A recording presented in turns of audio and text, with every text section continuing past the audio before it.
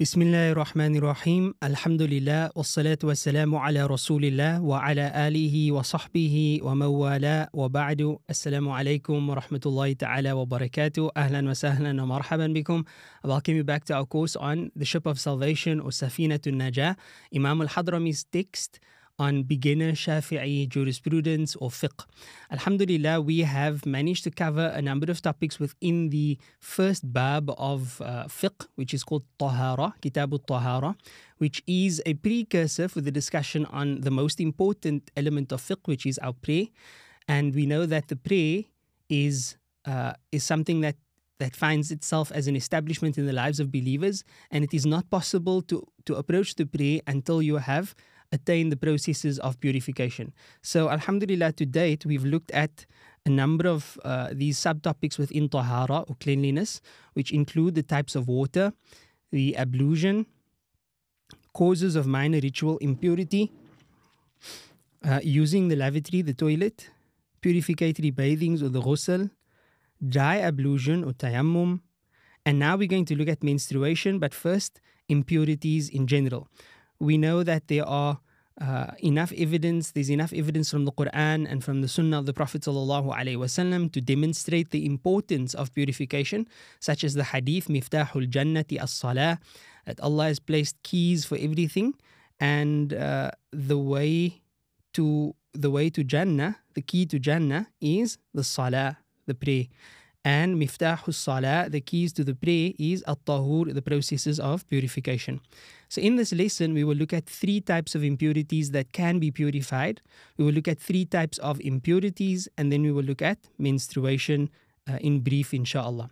So the first discussion is going to be about which type of impurities or forms of najasa can become pure.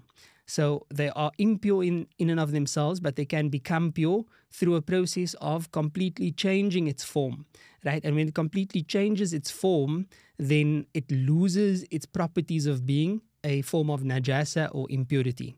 So the first discussion, faslun, this is a separate discussion. Fasl is to distinguish between the various sections. Fima yathuru minan najasat, regarding what can become pure of different types of impurities. الذي يطهر من النجاسات ثلاثة. That which can become pure of the impurities are three. الخمر إذا تخللت بنفسها, wine when it becomes vinegar by itself. وجلد الميتة إذا دبغ, and the skin, the hide of carrion, unslaughtered animals, إذا دبغ, when it is tanned. وَمَا صَارَ حَيَوَانًا, and filth that becomes a living creature. So those are the three discussions. So now we're going to look at the translation and the footnotes, and we'll explain each one of them in detail bi'idhnillahi ta'ala. So the first discussion is about wine. So why do we mention wine as being an impurity? So in the Shafi'i school, as you can see in footnote number 53, wine or any liquid intoxicant is considered impure. This is the rajih of the Shafi'i school, the preponderant view of the Shafi'i madhab. Another note is that solid intoxicants are pure, although they are unlawful to take, eat, or drink.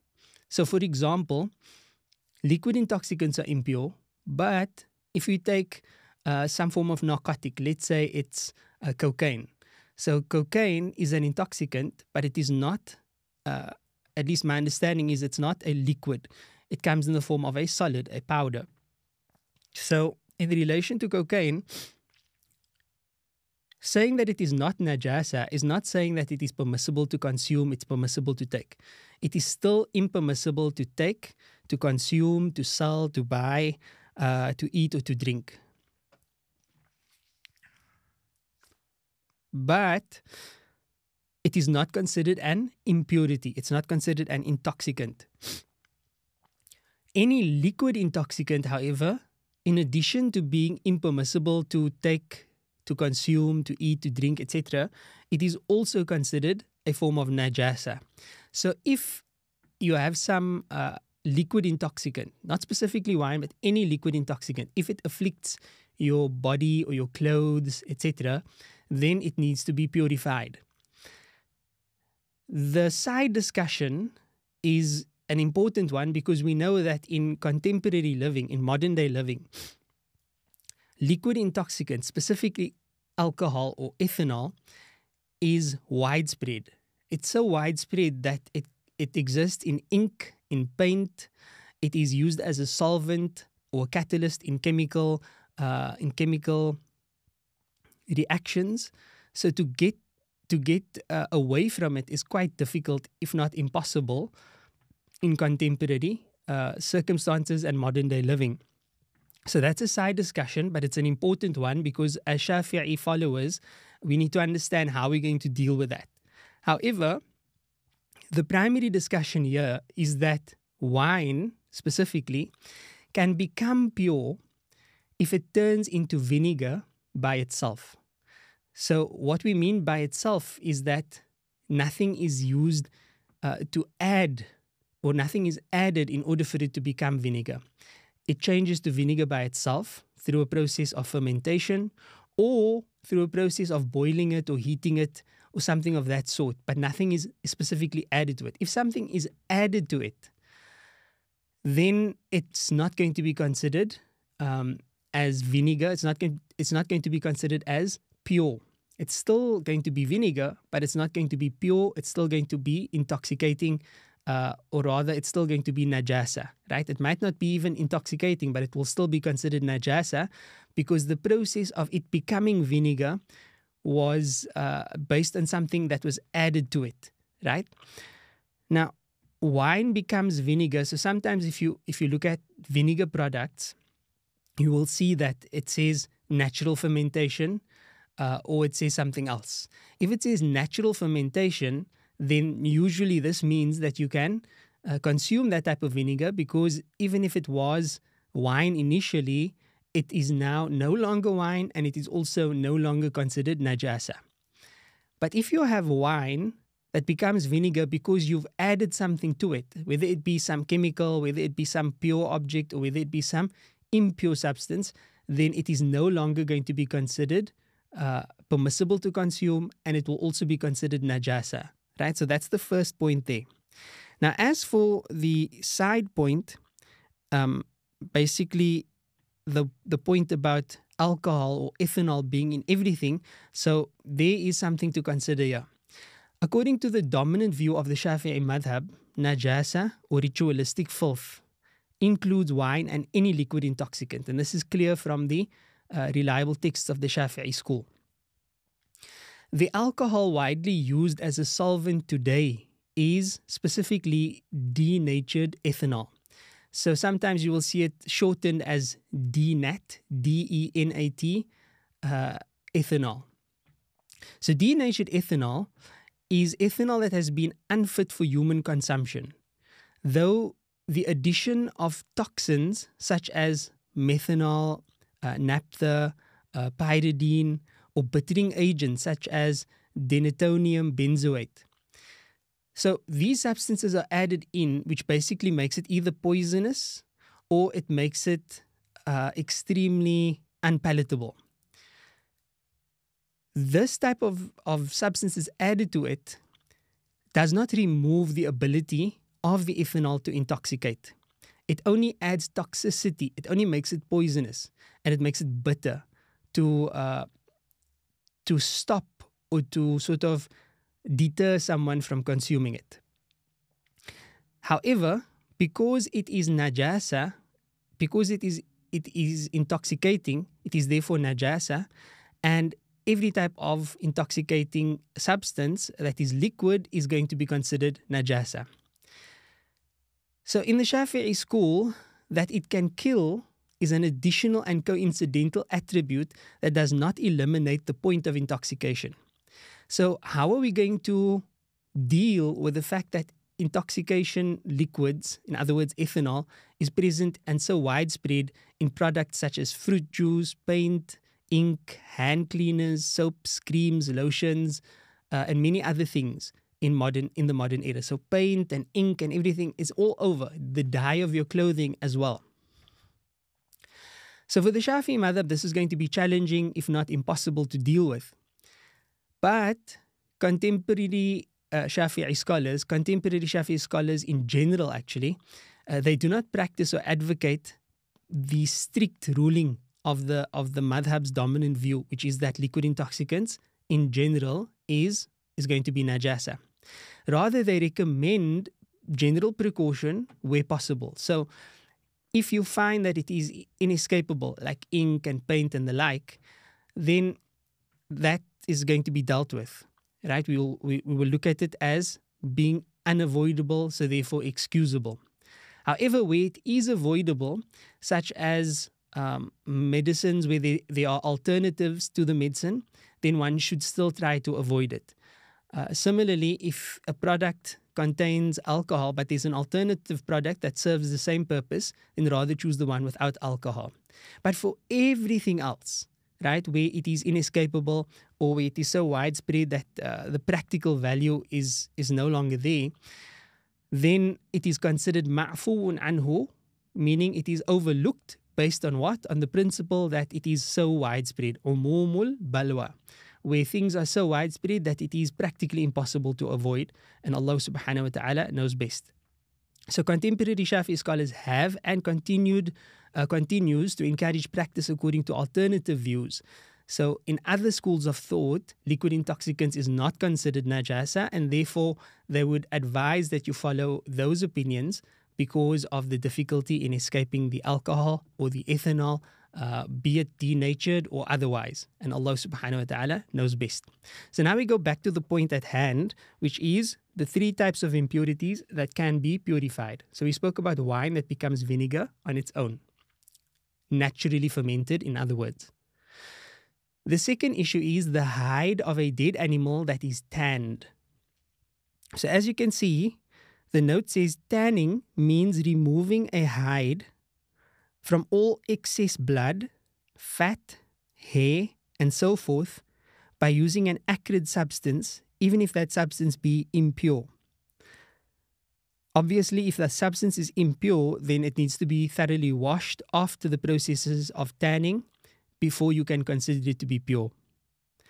Other measures that is usually considered tanning, such as using salt, earth, or simply placing the object or the hide in sunlight, these are insufficient because it needs to remove all the blood, the pus, the hair, the fat, etc., before it can be considered pure. Furthermore, while there's some difference of opinion in this last part, any hair that remains after tanning has not been purified, so it's still problematic. However, if it is a little hair that remains, this is considered excusable. So, in other words, if you have a hide that has some hair on it, a little bit, even though it hasn't been purified, because there's some differences of opinion here, then you can still consider it to be pure because it is overlooked, it is excusable, right? So the practical value is the same. The first point we need to ask is, what is carrion exactly?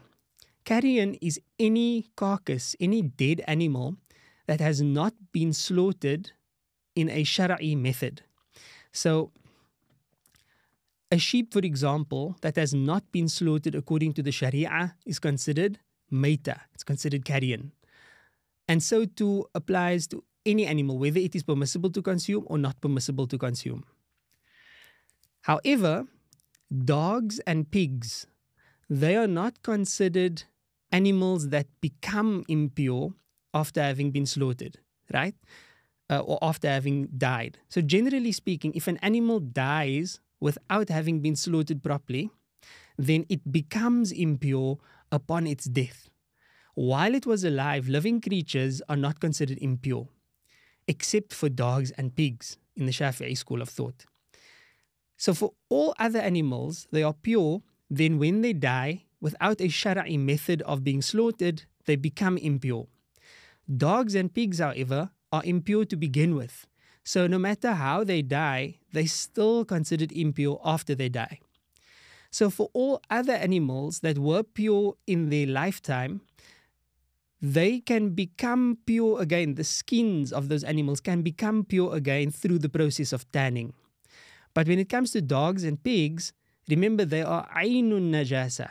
Dogs and pigs are considered the essence, they are najasa in and of themselves. It's not something that's attributed to them that makes them najasa. So even after they had died and even after tanning, it's still considered impure because the hide itself, not what is on the hide, but the hide itself is considered impure and therefore cannot be purified, and Allah knows best. We will discuss this a bit further when we deal with the different types of impurities as we follow through this lesson, bi'idhnillahi ta'ala. The third issue is creatures that are born out of filth. And the example that is given is worms that grow in carrion.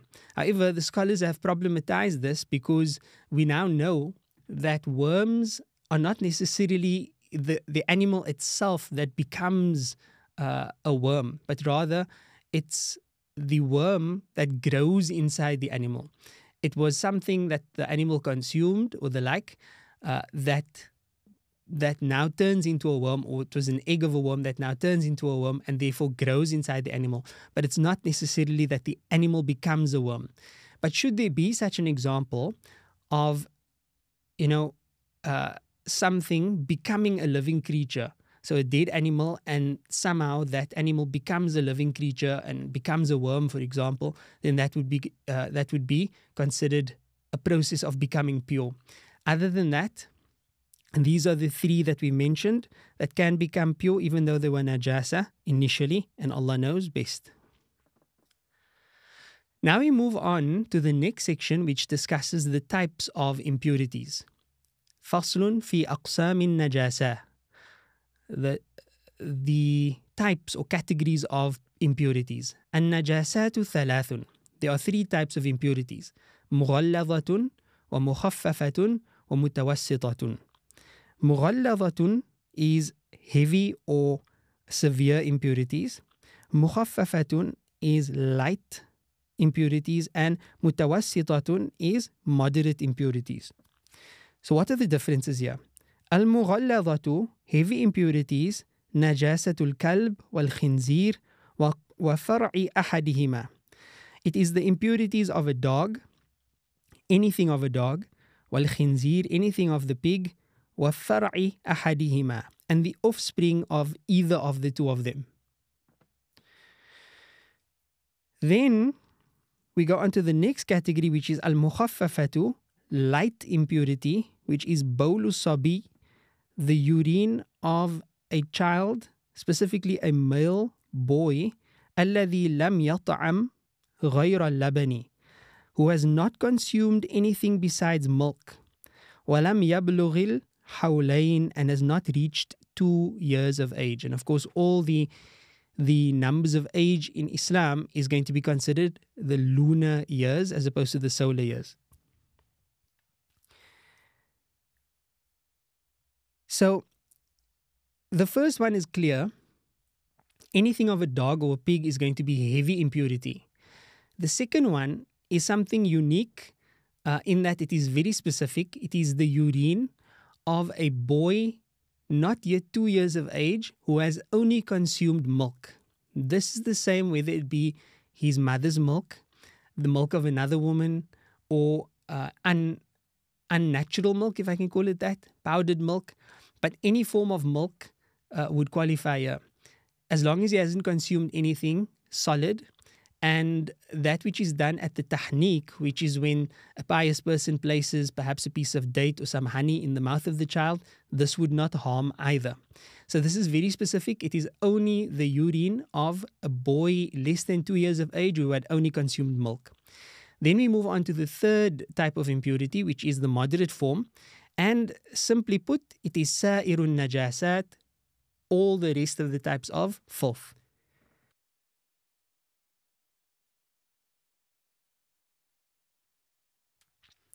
Now, looking at the English notes, we can see section impurities of 3 types: مغلظة, heavy; مخففة, light; and متوسطة, moderate. Heavy impurity is the impurity from a dog, pig, or their offspring. Light impurity is the urine of a baby boy which only feeds on milk and is not yet 2 years of age. And all other remaining impurities are considered moderate impurities. For footnotes 57, 58, we look at that and it says, whether the milk of his mother or an animal's milk, pure or impure, it will not change the ruling of it being considered a light impurity, referring to the urine. So, of course, this means that if it's a young boy older than 2, this wouldn't apply. Or if it is a boy younger than 2 and he consumed something other than milk, it wouldn't apply. And it also means that it wouldn't apply to a girl's urine, because that would take a different ruling, and Allah subhanahu wa ta'ala knows best. Then we look at footnote number 8. It says, making tahniq, introducing something sweet, such as a date, into the mouth of a newborn child, or giving a child medicine, will not change the ruling. And then footnote number 55, or rather 59, examples of a moderate impurity would be urine, excreta, blood, pus, vomit, wine, any liquid intoxicant, as we've explained before, and then wadi or madhi. Wadi and madhi are the liquids that would be excreted either due to foreplay or because a male has not ejaculated for some time and he carries something heavy. So you may find that some liquid would come from the male private organ based on that. These substances are considered impure, they are considered najasa, but not sperm, right? So sperm itself is considered pure according to the Shafi'i school of thought, and Allah knows best.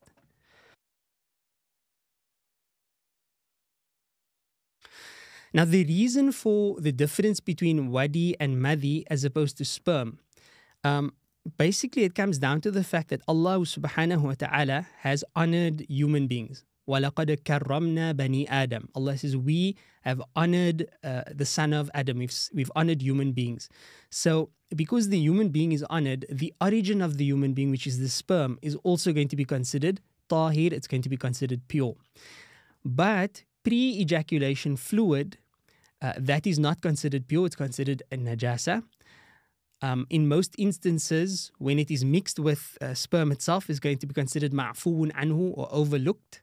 So one need not worry about when the asexual intimacy and sperm reaches the bed, for example, or the sheets or the clothes, that the impure substance is mixed with the pure substance, because in that case, it is going to be ma'fuun anhu, overlooked. As for the heavy lifting of objects for the male who hasn't ejaculated for some time or is unmarried, then he may secrete some substance that would resemble sperm, but it is not sperm because there was no amorous play or there was no heightened sexual desire. In those instances, that liquid is considered najasa as well. So obviously, because it is najasa, it needs to be cleaned accordingly, as opposed to sperm, which can simply be removed without needing to be washed. And there's evidence for this even from the hadith of the Prophet ﷺ, in which case we find that sometimes he would remove the traces of sperm simply by scratching it off when it becomes dry, and Allah knows best. So there is a difference between sperm and pre-ejaculatory fluid. Now we move on to looking at the other forms: slaughtered animals that may not be eaten, unslaughtered dead animals other than aquatic life, locusts or human beings, the milk of animals that may not be eaten other than humans, the hair of unslaughtered dead animals, and the hair of animals that may not be eaten other than humans when separated from them during their life, right?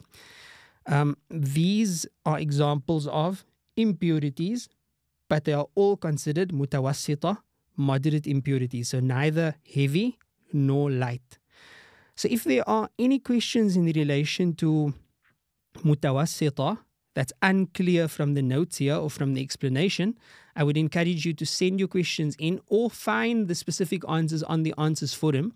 But we also welcome discussion about this in the specific course that you are dealing with, Safinatun Najah, the ship of salvation. We have an Answers Forum for that, where we can have some discussion on purification, on najasat. If you have any issues that need to be clarified in relation to that, inshallah ta'ala, you are more than welcome to post your questions in the forum. Now we move on to why we are categorizing the impurities. If it's all impure, then why differentiate between what is heavy, what is light and what is moderate. The reason for this is we need to know how to remove impurities. So based on whether they are heavy, light, or moderate, there's going to be different methods of removing the impurity. Firstly, if it is heavy impurity, so let's look at it from the top. فصل في إزالة النجاسة. The section dealing with the removal of impurities. المغلظة. If it is heavy impurity, تطهر بسبع غسلات. Heavy impurities are purified with 7 washes. بعد إزالة عينها, after removing its عين, its actual substance. إحداهن بتراب. One of those times needs to be with turab, with sand. Now, the Shafi'i madhab is unique in this regard because this washing is considered compulsory. It is considered the only way of removing heavy impurities. That means if a dog licks you or if a wet dog rubs against you, and similarly with the khinzir or a pig, the only way, according to the rajih view of the Shafi'i school, is to wash the items 7 times, one of which must be with sand. And according to the rajih view as well, it cannot be substituted with a different substance. It has to be with sand. However, according to a non-preponderant view, you can actually substitute it with soap and the like. And therefore, this view, which you can find in the Rawdatul Talibin of Imam al-Nawawi, can be practiced upon.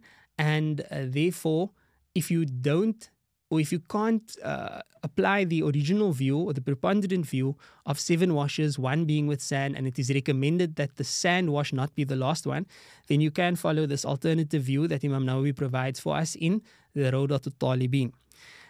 Furthermore, it is also important that if you're living in a situation where you cannot avoid this type of impurity, whether it be because you have dogs for a legitimate reason, or you are a farmer, or you live with people who have dogs and you cannot avoid it, etc., then it would be easier for you to follow the view of the Maliki school, which I won't elaborate on here because this class deals with Shafi'i fiqh, but you can find the solution to this in our Seekers Answers forum for the Shafi'is, right? If you look for the answers pertaining to how to wash impurities by pigs and dogs, you will find alternative views, specifically in the Maliki school, who do not consider any creatures to be najasa. And if you are contaminated by the liquid of those creatures or licking of those creatures, then the wash that we mention here is not considered necessary, but rather recommended. So for those who are afflicted by issues pertaining to dogs and pigs and the like, and you cannot avoid it easily, I would suggest that you look into the alternative views there.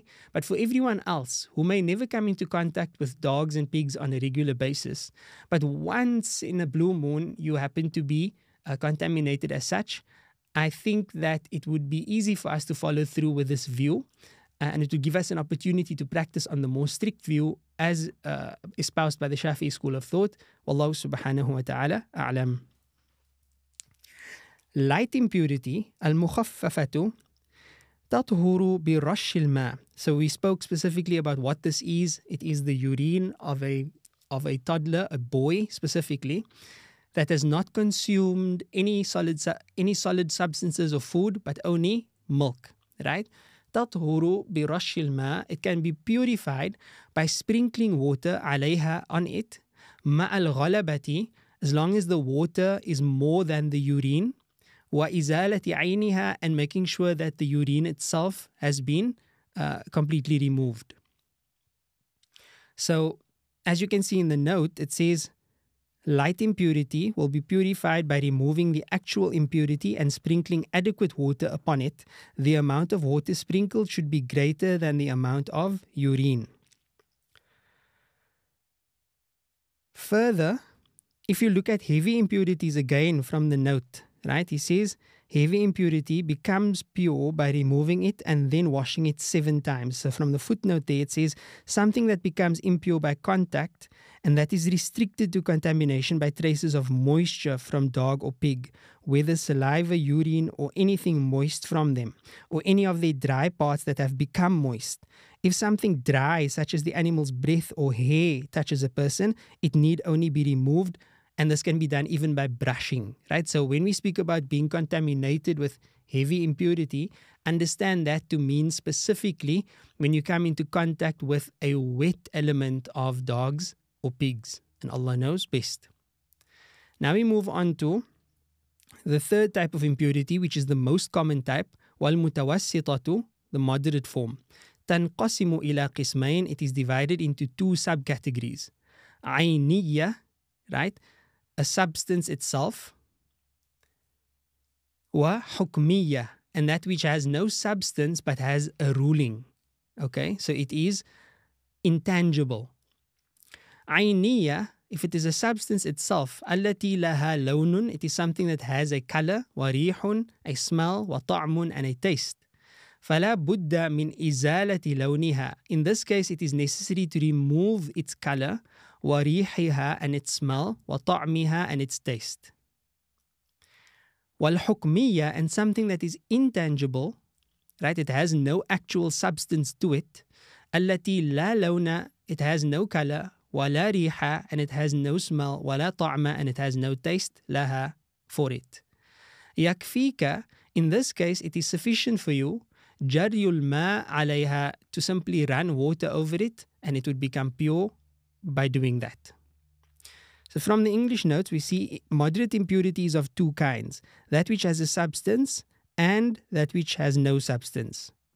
That which has a substance is that which has a color, smell, and taste, even it is necessary to remove its color, smell, and taste. And then the footnote says it is wajib to remove all of its taste, even if it is difficult, and to remove both color and smell if it is not difficult. If any of the smell or color alone is difficult to remove, then the fact that one of these two remains does not affect the purity. However, if both the color and smell remain in a spot, it is not considered pure. So this is an important distinction to make. So if you're trying to clean something and you can't remove it entirely, so you remove the color, but it still has a slight smell, for example, then you follow these rulings and you'd be able to distinguish between whether it was made pure or whether it is still considered impure, and Allah knows best. As for something that has been contaminated by najasa, but there's no substance there, you cannot see a color, you cannot smell anything, and there's no taste to it. Of course, this is not saying, it's important to note that this is not saying one should actually go and taste to see if you can taste the najasa, but generally it is possible to perceive whether you'd be able to taste something based on what you can see, right? So if you can see a drop of urine, or you see it's wet, it doesn't have a color, you can't see a color, maybe it doesn't have a smell because it's very faint, mathalan, but you know that if you were to taste that wet spot there, it would taste like urine. This is the best way to be able to describe it, but this is in no means or by no means saying that you should actually go and taste things to decipher that, and Allah knows best. So when it has no substance, right, when it has no substance, it is the one that does not have a color, smell, and taste. It is sufficient that water flows over it, and then that would make it pure. If the effects of sun, fire, or wind remove traces of the impurity, the ground is still not pure until water has been poured over it. Right? So this is also important to note. So let's say you have a spot within a barbecue vessel, mathalan, and somebody has had some najasa in there. Now, of course, najasa in this case would be from animals and meat that is not halal.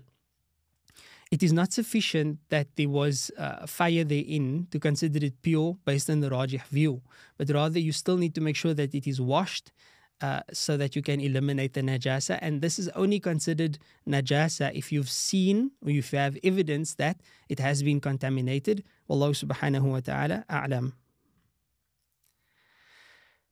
طيب.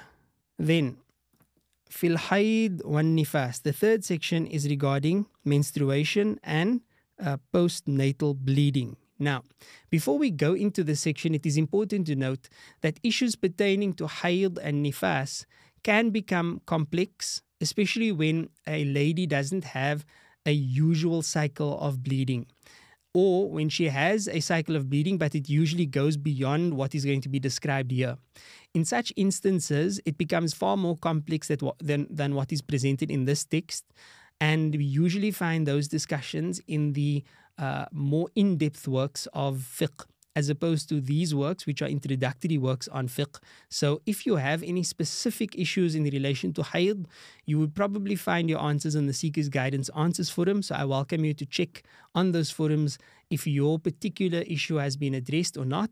And if not, then you may simply send forth your request in our forum for this course, and we'll try to deal with it there, bi'idhnillahi ta'ala.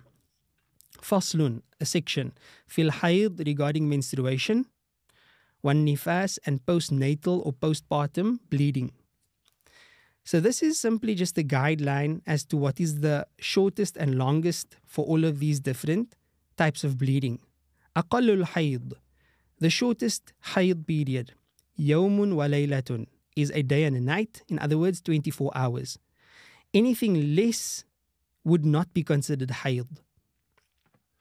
Wa ghalibuhu, most of the time, hayd is going to be sittun aw sab'un, 6 or 7 days. That's just most of the time. This is no ruling attached to it. Wa aktharuhu, the maximum hayd period is 15 yawman bilayaliha, 15 days along with their nights. That's the maximum hayd period. So from the English, the minimum menstrual period, right, is a day and a night. It generally lasts for 6 days or 7 days.